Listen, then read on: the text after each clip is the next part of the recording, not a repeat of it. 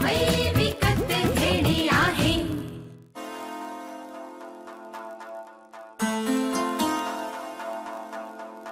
हो आई. मग कुठे घेऊन चाललीस त्या?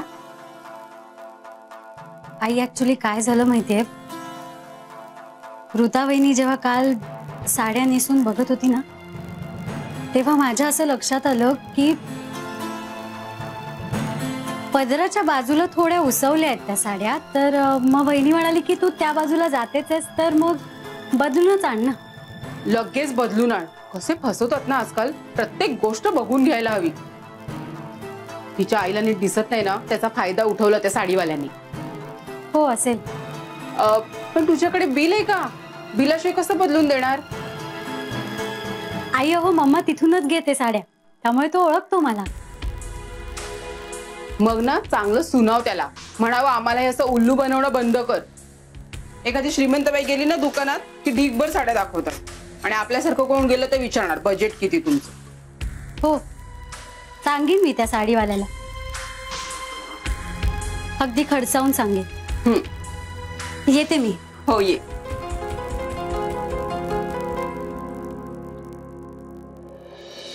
वा वा वा वा, आज पगाराचा दिवस. पहिला नंबर कोणाचा? शांताबाई या. जी पैसे. तुम्ही माझ्याकडून 2000 ऍडव्हान्स घेतले होते. दर महिन्याला 200 कापायचे असं आपलं ठरलं होतं. हो. त्याप्रमाणे कापून हा राहिलेला पगार. थांब थांब जाऊ नको, सगळ्यांचा पगार देईपर्यंत इथेच उभी राहा. बर. वॉचमन, हा तुमचा पगार. ड्रायव्हर, हे तुमचं पाकिट. आता कोण राहिलं? अरे वा, पांडू, तुमचा पगार 6000. होय. तुम्ही 5000 रुपये माझ्याकडून ऍडव्हान्स घेतले होते जी, आणि दर महिना 500 रुपये कापायचे असं आपलं ठरलं होतं. होय. त्याप्रमाणे 2 महिने मी तुमचे पैसे कापले. हा, तर किती शिल्लक राहिले? आता बघा 2 महिने. पांडू, साहेबांकडून इंग्लिश शिकण्यापेक्षा गणित शिका, म्हणजे अशा वेळेला उपयोगी पडेल. हा, 4000 शिल्लक राहिले.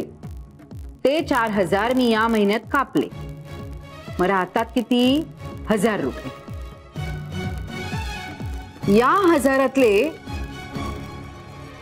हे मी अजून 500 रुपये कापले आणि हा तुमचा या महिन्याचा पगार 500 रुपये. बाईसाहेब 500 रुपये कसले? सांगते ना, तुम्ही जी चुगली केलीत ना त्याची ही शिक्षा आहे. प्रांजलला ऋता आणि साड्यांबद्दल कोणी सांगितलं? तुम्ही ना. समजलं? जा आता जागेवर जाऊन उभे राहा.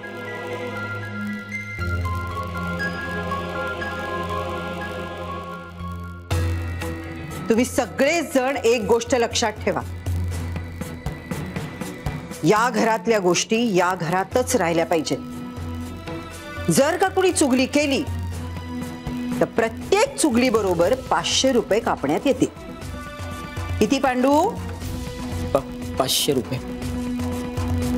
आता तुम्हीच ठरवा, चुगल्या करायच्या का व्यवस्थित वागायचं. राहील ना लक्षात सगळ्यांच्या? अरे आता वाट कसली बघताय माझ्या आशीर्वादाची? जा जा जा, आपल्या कामाला लागा. जा. पांडू, नाश्ताला पटकन. होय. बाई बाई बाई, अहो तुम्ही अजून घरच्याच कपड्यात? ऑफिसला नाही जाणार? नाही जाता येणार, ऑर्डर आली तशी. ऑर्डर? अगं बाई कुणाची? अगं तुझ्या लेकीचा फोन आला होता, मी येतेय, घरीच थांबा. प्रांजल घरी येते अशी अचानक? काही बोलली का? बोलली नाही, पण मला अंदाज आलाय. कसला? कालच्या प्रकरणाबद्दल असेल. अगो बाई, प्रकरण? कसलं प्रकरण?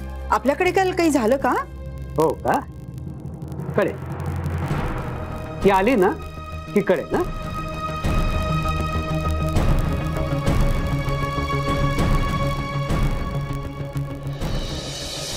अरे असं ऐन वेळेला कसं काय सांगतोस तू? ऐन वेळेला कुठे साहेब? अहो आता तुमचं काम तरी कुठे सुरू झालंय आणि तुमचं मटेरियल पण आलेलं आहे. हो, स्टील आणि बाकी सगळं तर आलंय आणि उद्या परवामध्ये ऑइल येईल.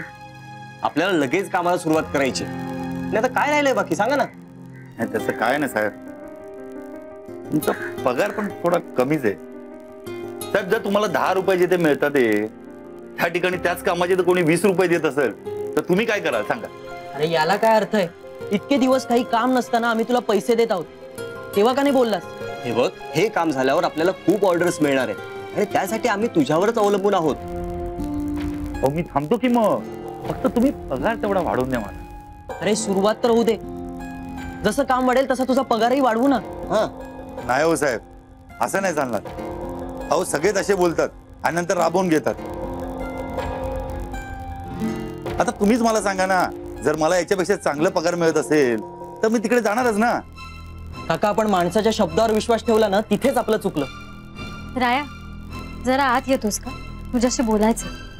थांब जरा, हे महत्वाचं आहे. हे बघ शशिकांत, तू असं काम सोडून जाऊ शकत नाही. काम सोडण्याच्या 1 महिना आधी नोटीस द्यावी लागते. हे तुला चांगलंच माहिती असेल. पण त्यासाठी सुद्धा अग्रीमेंट व्हायला पाहिजे ना साहेब, काहीतरी लिखापडी व्हायला पाहिजे. राया, चल ना आतमध्ये, मला महत्वाचं बोलायचं. प्रांजल प्लीज थांब ना. अगं हा प्रॉब्लेम पण जास्त महत्वाचा आहे. पण मी फक्त 2 मिनिटासाठी म्हणते. पण त्याच्याशी नंतर बोलू शकतेस ना तू. नाही, आता बोलणं गरजेचंच आहे. प्रांजल, मी तुझं एकदा ऐकलं म्हणजे प्रत्येक वेळा ऐकायला पाहिजेच का? तसं नाही, ऍक्च्युली पप्पांना जरा महत्वाचं बोलायचं होतं रायाशी, म्हणून म्हणते. त्यांना सांग मी त्यांच्याशी नंतर बोलतो. नको राय, तू जा आणि बोल त्यांच्याशी, आम्ही बघतो काय. ठीक आहे.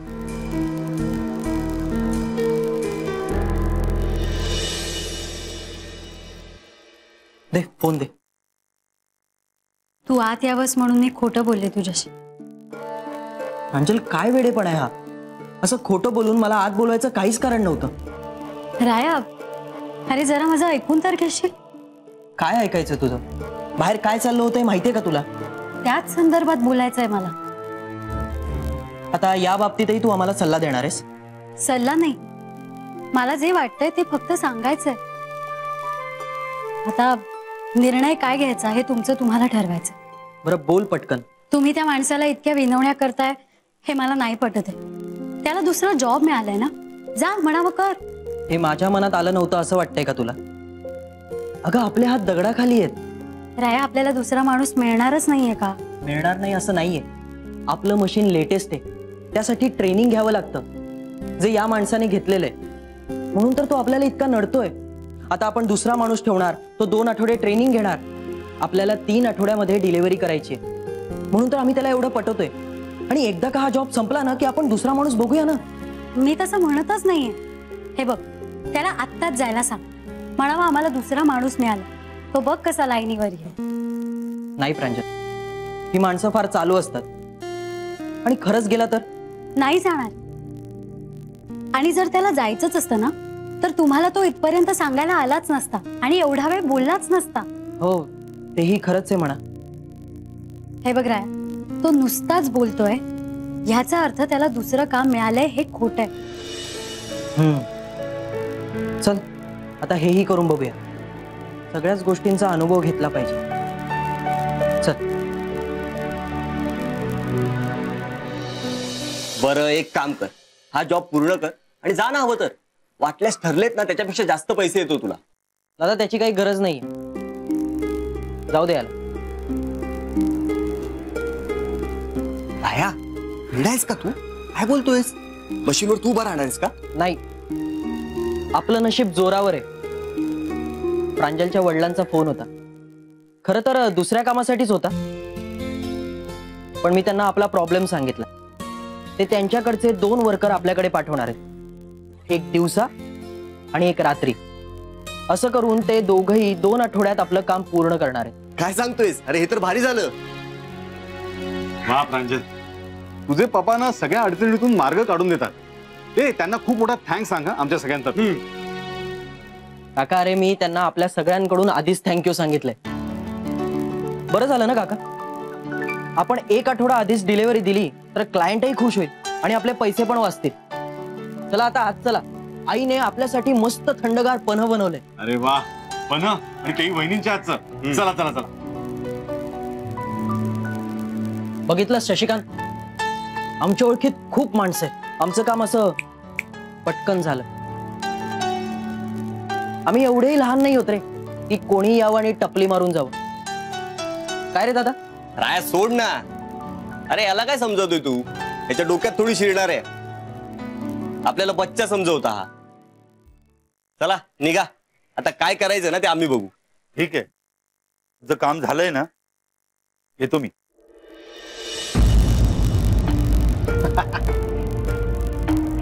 प्रांजल, तुझ्या पप्पांनी हे बेस्ट काम केलं. हा चला, याच खुशीत पन्हा व्हायला पाहिजे नाही? नेकीवर पुछपुछ. चला चला चला मग चला.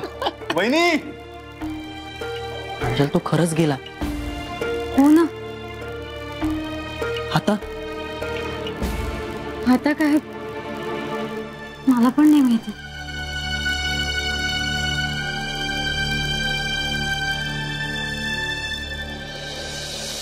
वहिनी पन्हा.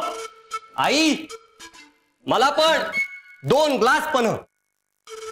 काय रे, काय पन्ह पन्ह काय लावलंय? हो आता तुम्ही पन्ह केलंय तर आम्ही लस्सी लस्सी असं ओरडायचं का? भाऊजी काय बोलताय? पन्ह काय, लस्सी काय, काय? ओ वहिनी, लस्सी हा मी केलेला विनोद आहे आणि पन्ह हे तुम्ही केलेलं अमृत आहे. द्या ना पटकन. मी पन्ह केलंय? म्हणजे तू पन्ह नाही केलेस? ऋता, अगे ऋता, काय सासूबाई? तुझ्या नवऱ्याला पन्ह हवंय. आता बाजारातून कैरी आणायला लागतील. काय कमाल आहे. पण राया म्हणाला की तुम्ही पन्ह केलंय म्हणून आम्ही आलो. काका ते मी असंच म्हणालो. त्या शशिकांतला आम्हाला तुझी काही पडलेली नाहीये असं भासवायला. अरे त्याची खरंच आपल्याला काय पडलेली नाहीये, तो भासवायचं कशाला? आणि प्रांजलचे बाबा आपल्याला 2 वर्कच देत आहेत ना, मग झालं. अजून काय पाहिजे? बघ काय. दादा तसं काही नाहीये.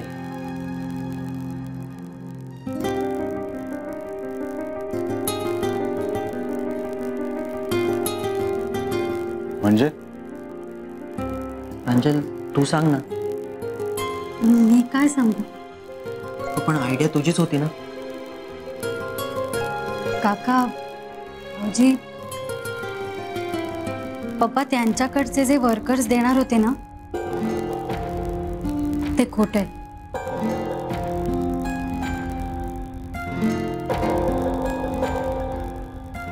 पण मग कोणाकडचे वर्कर्स देणार आहेत ते? नाही म्हणजे वर्कर्स देणारच नाहीयेत. देणारच नाहीत म्हणजे? तुम्ही कशाबद्दल बोलताय? काही कळेल का? ऋता तू जरा गप्प बस. प्रांजल काय बोलते ते आम्हालाही कळत नाही. राया, अरे तू तरी सांग काय झालंय ते. त्या शशिकांतला आपली अडचण माहितीये म्हणून तो आपल्याकडे पैशासाठी नडत होता. म्हणून प्रांजलने एक आयडिया केली की आपण त्याला खोटं सांगायचं की आपल्याला दुसरा वर्कर मिळालाय म्हणून. म्हणजे तो आपोआप वटणीवर येईल. त्याला वाटेल की आपलं त्याच्यापासून काही अडत नाही आणि तो माघार घेईल. पण प्रांजलला वाटलं तसं अजिबात काही झालं नाही. नेमकं उलटं झालं. तो नोकरी सोडून निघून गेला.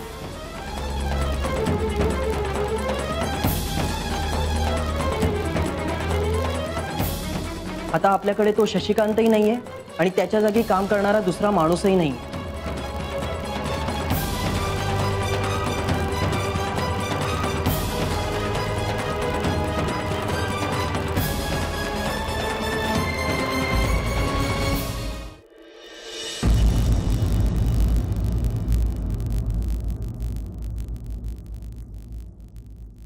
अरे आता काय करायचं? काही नाही.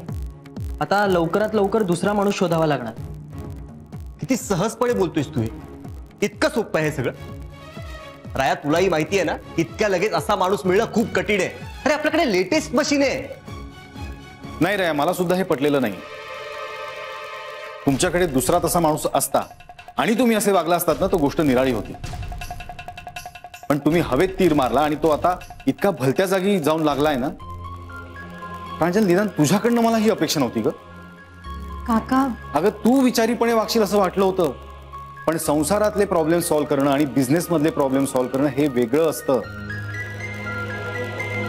तुझे वडील खूप मोठे बिझनेसमॅन आहे म्हणून तू जे काही सांगशील ते प्रत्येक वेळेस बरोबर असेल असं आहे का? नाही ना. आता मला सांगा, इतक्या कमी दिवसात कुठून आणायचा माणूस? काका अहो मिळेल ना आपल्याला दुसरा माणूस. कुठून? सांग ना प्रांजल, कुठून? हवेतून? हवेतून येणार आहे तो? आणि प्रांजल, तुला कोणी सांगितलं होतं असं काहीतरी सुचवायला? आणि आपल्याला काही माहित नसेल ना तर करू नये माणसाने. प्रत्येक वेळेला तू सांगशील तसंच वागायला हवं आम्ही.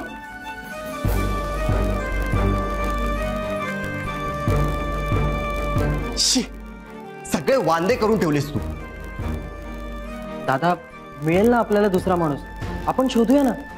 आपण नाही, आता तू शोधायचा आहे दुसरा माणूस.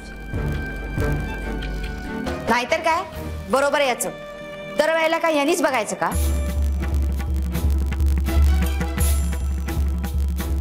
तुला यातलं काय माहिती आहे? मग का बोलतेस तू? तू किचन मध्ये जा आणि कांदा कापून ठेव, मी आले. जा. प्रांजल, तुला तुझ्या माहेरी जायचं होतं ना, मग जा ना, नाहीतर तुला यायला उशीर होईल. नाही, मी आता लगेच नाही जाणार आहे, माझी मदत लागेल ना. नको नको मदत करूस. हा केलीस ना तेवढी मदत खूप झाली, का अजून नुकसान करायचं तुला? मुकुंदा जरा शांत हो. तू अजून इथेच? मग असेच कांदे चिरून झालेत माझे. मग जा तुझ्या रूम मध्ये जा आणि एसी लावून बस. मला इथे काय चाललंय हे कळू द्यायचं नाहीये का? दरवेळेला मीच मग येत असते सगळ्यांच्या. मुकुंदा, यात पूर्णपणे प्रांजलचा दोष नाहीये. का नाही? तिचीच आयडिया होती नाही आई. अगं तिच्या ह्या चुकीमुळे आता आम्हाला काय काय झेलावं लागणार आहे ना, तुला नाही माहिती आहे. चूक तिची कशी? चूक रायाची आहे. हे बघ, तिने फक्त असं करून बघा एवढंच सांगितलं, ते ऐकलं कोणी? रायाने ना. मग चूक रायाची आहे, त्यामुळे जे काही बोलायचं ते रायाला बोल. आई प्रांजल, तू थांब जरा, मी बोलतेय ना, मध्ये मध्ये बोलू नको. मुकुंदा, तुझ्या बायकोला जेव्हा स्वयंपाक करायचा असतो तेव्हा ती तुझ्या मागे लागते. मग तू तिला स्वयंपाक करू दे म्हणून माझ्या मागे लागतोस. यावर मी हो म्हणते आणि माझ्या किचनची पूर्ण वाट लागते. यात चूक कोणाची? ना तुझी ना तिची. यात चूक माझी, कारण मी हो म्हणाले. तसंच या सगळ्यात चूक रायाची आहे, त्यामुळे जे काय बोलायचं ना ते रायाला बोलायचं. काही नको प्रांजल, सॉरी. नाही, मी बोललो ना तुला, आय एम सॉरी. भाऊजी, अहो तुम्ही कशाला सॉरी म्हणताय? माझी चूक आहे ह्याच्यात. तुम्ही परत तेच सगळं सुरू करताय. प्रांजल, तुला जायचंय ना माहेरी, मग निघ लवकर, नाहीतर परत तुला यायला उशीर होईल.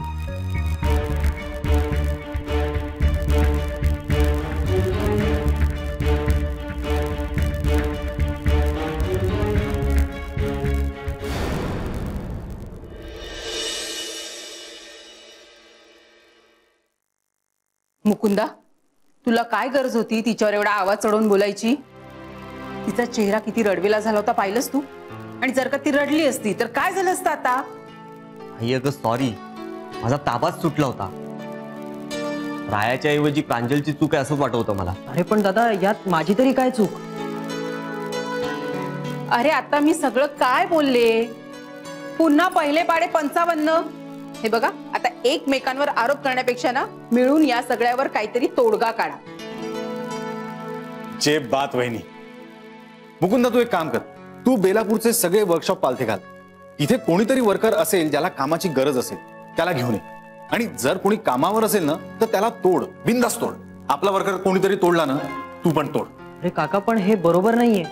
राया, everything is fair in love, war and business.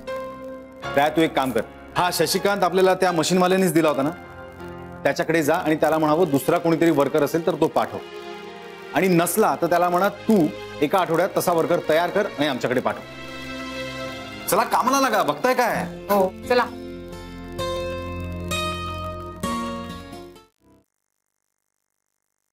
भाऊजी भाऊजी काय होईल, काही आणायचं बाहेरून? नाही, आज संध्याकाळी दवाखान्यात नाही गेलात तर चालेल का? हो, पण का?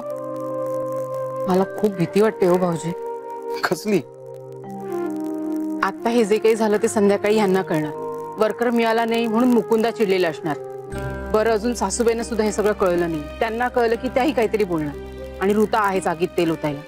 त्यामुळे मी किती प्रयत्न केला ना तरी या सगळ्याचा दोष प्रांजलवरच जाणार. आणि मग ती रडणार आणि मग तुमच्या सुपुत्राला त्याचा गाशा गुंडाळून त्याच्या सासरी जावं लागणार, बरोबर ना? नाही आलाय, माझ्या लक्षात आलाय तुमचा पॉइंट. मी थांबतो तुमच्या बरोबर. माझा तो मित्र बसतो ना 4 ते 6, त्याला सांगितलं तर तो अटेंड करेल पेशंट. बरं होईल. वहिनी मला सांगा, हे सगळं किती दिवस चालणार? म्हणजे प्रांजल खूप चुका करते आणि त्यामुळे आपल्याला खूप त्रास होतो, अशातला अजिबातच भाग नाही. पण हे जरा विचित्र नाही वाटत का की मुलीच्या आईनं आपल्याला धमकी देणं की आमची मुलगी रडली तर आम्ही तुमच्या मुलासकट तिला घरी घेऊन जाऊ? हे जरा विचित्र. पण भाऊजी, आपली प्रांजल चांगली आहे ना आणि तिच्यासाठी आपण हे सगळं मान्य केलंय की नाही? प्रांजल खरंच खूप चांगली आहे, त्याबद्दल अजिबातच वाद नाहीये. पण कसं होतं ना वहिनी, सिच्युएशन खूप ऑकवर्ड होतं. म्हणजे एखाद्या प्रसंगावर न धड आपल्याला बोलता येत मन मोकळेपणानं, न धड तिला. तरी नशीब आपल्याकडे दादा सोडून अजून कोणाचा आवाज चढत नाही. भाऊजी, मला खरंच खूप भीती वाटते. आज कोणाचा तरी आवाज चढणार.